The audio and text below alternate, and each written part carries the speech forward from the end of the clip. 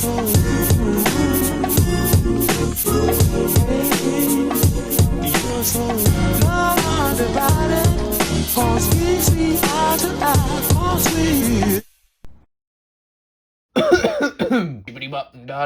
you better quit looking at me like that right now. You know, I feel like most people probably have seen these before. These are the Ertl miniature Thomases. They're basically itty-bitty hunks of metal that are vaguely shaped like Thomas characters and painted like Thomas characters. In my opinion, they're adorable. I really like these, and I wish they made more of them. I currently have a couple that are new in box and on the wall. I have some that are out of box. Let me go get them real quick. Well, obviously we have Thomas, who honestly is pretty adorable. He's got his little #1, a painted, or not painted, sticker face on the front, and even lining on the back. They managed to get quite a bit of detail on this tiny hunk of metal. As you can see here, it's just got 2 rollers on the bottom, and that's how these things move around. Pretty cool. My favorite one is James, which is, honestly, you should expect that by now. He's kind of got Bachman syndrome. As you can see here, he doesn't have the bottom of his smoke box painted, but he's probably the one I have in the best condition. He's got an amazing face. Again, just like Thomas, plenty of detail. They got the lining, they got the little #5.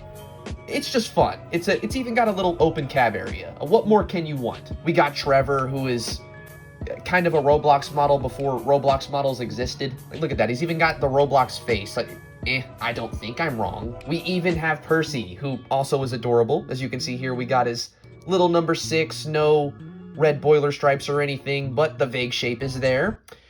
He is yeah, he's a little dead. Sorry about that. And as you can see, they've all got little roller wheels, except for Trevor, who actually rolls on his red wheels.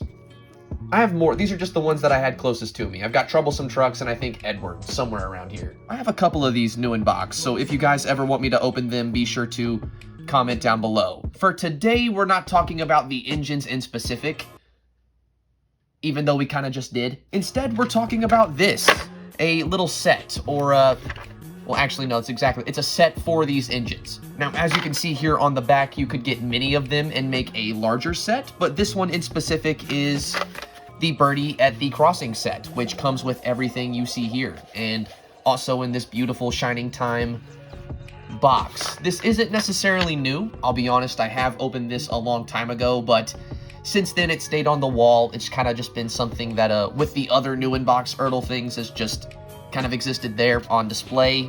I think it's time we take a look at it and finally see these things a bit more up close. Here we can see the little engine packs. They had Thomas, Eddie, and Clarabelle, Thomas, James, and the Troublesome Trucks.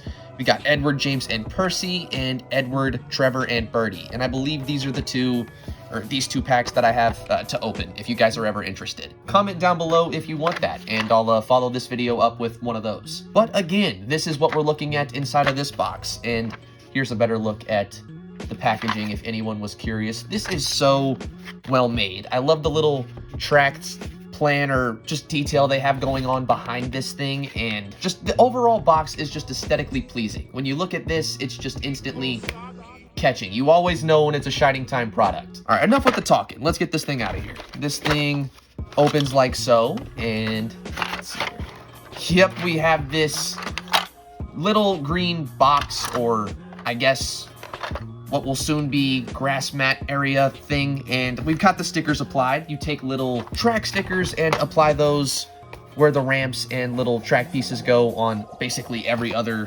set as well, but these are already applied on this one. Here we have the road area, and these are, I guess, some flowers. Inside of here is where everything is stored. As you can see, we've got the ramps that will take the engines up. We've got Birdie, who we'll get to him. We'll get to him in a minute. We've got a little crossing gate, and let's see if I can get it out. The other ramp. This stuff does not like to come out. Never mind. We've got the bush first. Now we've got the other ramp, and here is the little house or crossing house. Maybe it's just a cottage. I don't know. And a little tree. And that should be everything in there. And now we get to put it together. Oh boy, I got this used a long time ago. I don't know if these things ever came with instructions, but we don't have them. We're just gonna use this. All right, looks like the tree goes there. The crossing gate here. All right, little building goes here like so. All right, it's coming together. And this is where the mountain goes. Okay, and this is the little display once that's all built up. It's honestly, for what it is, this is just a very small piece of plastic with other little chunks of plastic on top of it, but it sells it. This is very, what's the word for it? What's the word I'm looking for? Not nostalgic or classic. It's just, it feels so authentic to the Thomas & Friends brand, if that makes any sense. And these little ramp pieces here connect on the side like so, and slip in like that. Bit of a tighter fit, but once they're in there, they're in there, and this thing is not coming apart. All right, this thing is not very easy to get all on camera. Yeah, as you can see, it's pretty large. All right, it's not large at all. Here's my hand in comparison to it, but for the little figures, I mean, it's kind of large. And this is just speaking of figures, let's look at Birdie. What is wrong with Birdie? Where are the children, Birdie? What did you do with them, Birdie?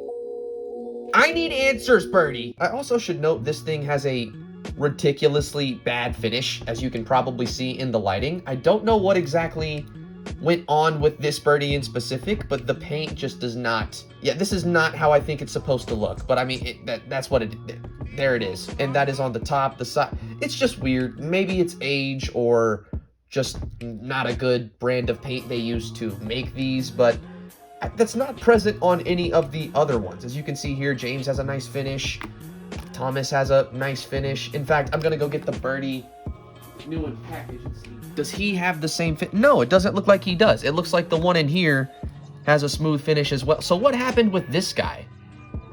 What is your story? I don't trust it. I don't trust anything, honestly, you have to say, with that face. But jokes aside, here's a closer look at that. Here is his side detail. I believe these are stickers as well on both sides, and he has two rollers like the engines. These wheels do not move, so yeah, he's basically just another engine. And his little area is here, so he'll just cruise up. The crossing gate can be open so he can, I guess, just fall off the side and closed again. Yeah, and the engines come up and around and down. What did you expect? It's just a small toy train set. What did you expect? But again, for what it is, these things they were nice toys. I wish they made more of them. And to be fair, there are quite a few sets, as you can see, that, who knows, maybe I'll try to get my hands on in the future. For now, we at least have this one, which honestly is probably a favorite of mine. It's kind of just dumb fun. And if you ever want something small to put on your desk or maybe just play with when you have writer's block, I think this would be perfect. It's just a little small on-the-go train set. I mean, it's not a take-along or anything like that, but I mean, it could be used like that. I have to say, it does hold the engines pretty well. I'm just pushing James along, and this little groove thing is holding him pretty well. The crossing, as you can see, unfortunately, these parts are not the best fit in there, so after quite a bit of use, they'll probably just pop right back out again. Close the gate, let James come through, send him down, open it again, send Birdie to doom. It's just a nice, it's fun. It's fun. What more could you want from a playset? And I don't know exactly how to rate these things. I mean, it's not like a model, but I mean, for what it is, for the toy, I guess out of 10, maybe a 7, an 8 on a good day, I guess. Again, it's really fun for maybe just a tabletop thing. I imagine a kid would get pretty bored of this pretty quickly, but if you're anything like me and just love Thomas knickknacks and, you know, these little Ertl things in general, it's nice to give them a little home or a little area that's just theirs, and this is perfect for that. If you want the Birdie Crossing set or any number of them, I'm not gonna lie, I'm really looking at that Tid Machettes. That's a banger. That's a banger right there. So yeah, for this one in specific, I'd say 7 out of 10. For the brand as a whole, I mean, it's not necessarily like Capsule where you can wind them up and make very large, complex sets, but they're fun. They are itty-bitty, tiny Thomas toys that, for being that, are very well made. So I'd give that at least an 8 or 9 out of 10 if we're talking about the range. But this specific set, I think a 7's pretty generous, especially after this. How do you even describe this Birdie? What's wrong with you? This isn't even a factory defect. This is the factory has some type of toxin in the air and you need to clear it out immediately. I probably shouldn't smell it. I regret it. I think there goes 10 years of my life for nothing. Was it worth it? Not really. But this has been the review of the Birdie at the Crossing or Train Crossing Shining Time Mini Ertl playset. Yeah, that name's a little too complicated. I know.